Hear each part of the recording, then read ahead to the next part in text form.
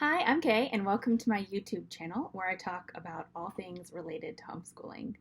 If you want to hear about homeschooling and get more content about that, please click like and subscribe below because this is why I'm here. I want to encourage you and provide you with information about homeschooling. Today, I'm going to be talking about co-ops. Co-ops are anytime a group of families who are homeschooling get together, and it looks like many different things. So we're going to talk about 4 different formats of co-ops today. If you're interested in a co-op, it helps to know maybe which kind is the right fit for your family. So when you start looking, you know what to say yes to, what to say no to, or if you don't find something that fits the needs of your family, you can start your own. Okay, so the first kind of co-op is just play. It's so fun. It's not a lot of pressure in a play focused co-op. My daughter and I were part of one this year. It's the only kind of co-op we've ever done, and we met at lots of different public parks around the area. And each time I talked to the other parents there, moms and dads, and my daughter formed friendships with the kids there. Sometimes they played, primarily on the playground. Sometimes they explored nature. We celebrated birthdays and did crafts and stuff as the parents, decided they wanted to. But it was very casual and it was no stress involved at all. No pressure to attend or if you missed at all. So that is a really amazing type of co-op, especially if it's something that you need maybe to just get out of the house once in a while or to meet friends in the area, or it's just a way to have that socialization time each week with the same people.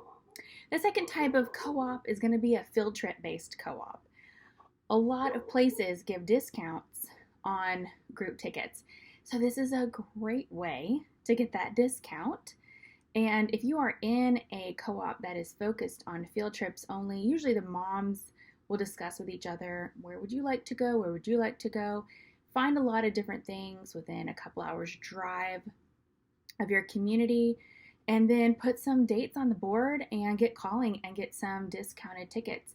And it's awesome because, again, you kind of get that sense of friendships that you're building with these people because you're communicating with the parents and your kids are seeing the same people at the museums, at the aquariums, at the theme parks. But and other things as well. There's lots of places you can tour as field trips, farms, orchards, uh, really wherever you can think of. But again, it's primarily focused on the idea that if you are all buying together, you get that discount on group tickets. The third type of co-op is what I'm going to call an academic sprinkle because the focus of the co-op is going to be primarily relationships, but it's not going to meet together without some sort of intent to learn something. So the other ones, right, especially the just play one, it may just happen. Your kids are just gonna say, hey, let's go on a nature walk. But in an academic sprinkle, there's an intent behind the learning that you're doing. Maybe you've decided that each month that you meet, you're going to talk about the weather, or you're going to talk about the holidays that month, or you're going to talk about local history. Does not matter what it is. It could change every month even.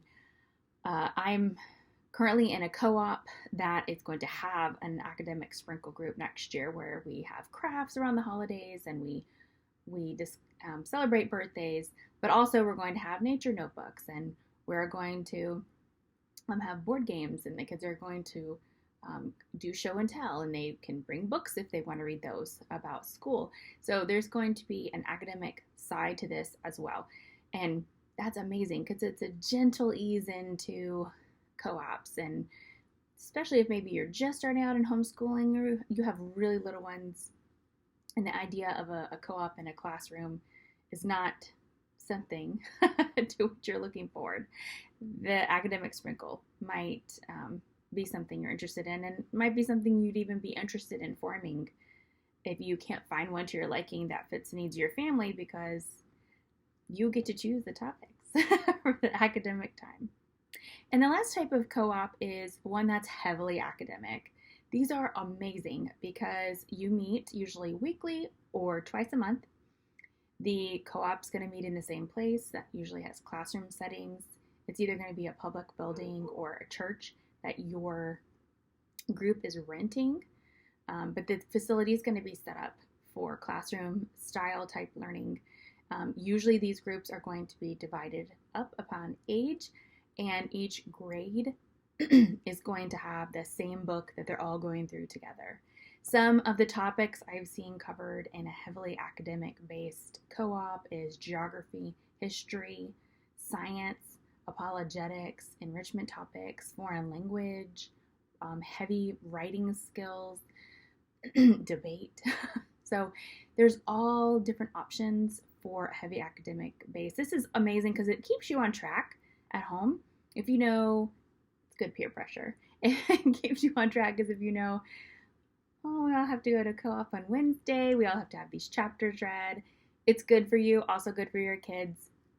It kind of keeps everyone together and on pace throughout the school year. These tend to follow a traditional school year, September to April, or September to May, depending upon how often the group meets.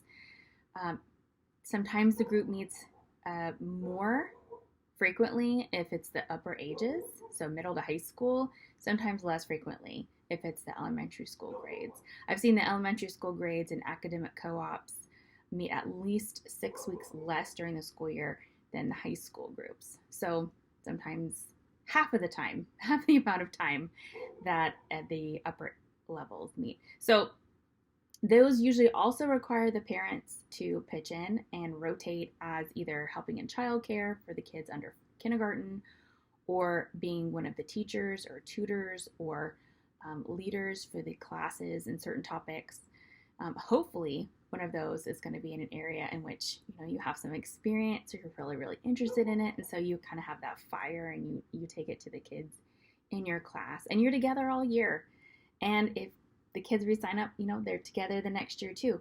So it's really interesting. It's a cool format, very relaxed, kind of once a week or twice a month getting together, homeschooling. And again, it's not all topics. So you still have a lot of flexibility in the other areas that you're not covering with your co-op.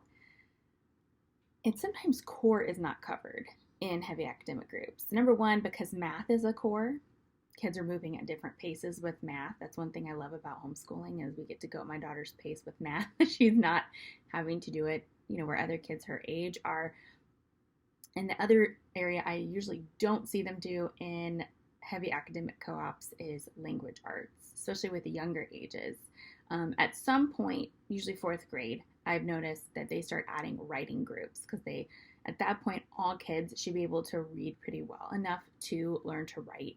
And then they talk about grammar and structure and that sort of thing. So core language arts and math are not usually going to be found in heavy academic co-op. So that gives you flexibility and freedom to choose what you want for those. But the other ones, whoever's leading the group has already chosen the curriculum for the coming year. No matter which one you join, right? It's either a co-op based on play, a co-op based on field trips, a co-op that's just an academic sprinkle, or a co-op that's very heavy academic. The whole purpose of all four is to build community. That is really the most important thing behind all of those, because for parents and children, depending on where you live, right? Some areas where I live, it feels like there's not a lot of homeschool families. Sometimes my specific community of 60 plus houses, I'm the only homeschooling family. And nearby, though, I know there's hundreds. I just know that. You find that out through the grapevine. But it can feel isolating, thinking you're the only homeschool family. And some areas, it's more, it has lower population. So the chance of finding somebody who homeschools close by, right, the chances decrease there.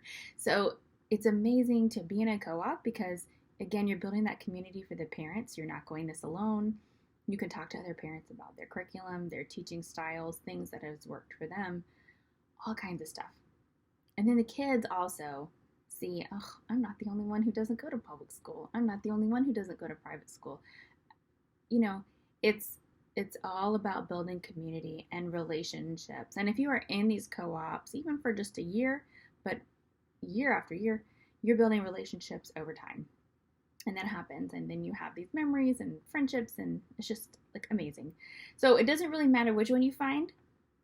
One may fit really well with your family at this stage of life, and the other one not so much, and that can change over time for sure. We have not done a heavy academic co-op before. I am not ready for that. Me personally, I'm not ready.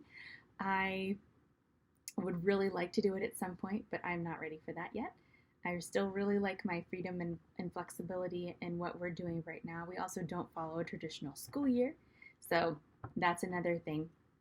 But that may change at a later time.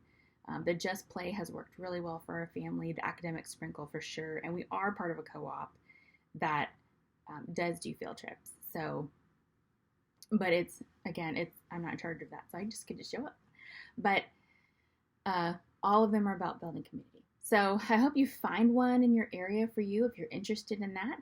If you aren't, I hope this gives you some ideas about maybe a type of co-op to start in your area. It really just takes you and one or two other families to start a co-op, because especially with the Just Play one, right? You just get together on a regular basis. If you do an academic sprinkle, you can tailor the stuff you're talking about to the needs of your kids. I know a very large co-op of over 115 families right now that began with just 2 families wanting to do science experiments together. And then the field trip co-op, most places, the number of tickets you need to create a group discount is 10. And I feel like I could do that. Well, we're only 2, but you could get 3 or 4 families together and get a group discount of tickets for that. So it doesn't take a large number of people to start one if that's what you're interested in. Thank you for watching my video today. Again, click like and subscribe down below if you'd like to get information on this. I'm doing this again because I've been so blessed by other moms on YouTube who have shared about homeschooling and their families, and I have so many friends who are starting to homeschool or wanting to try new things this year. So I hope all of this information is helpful. God bless.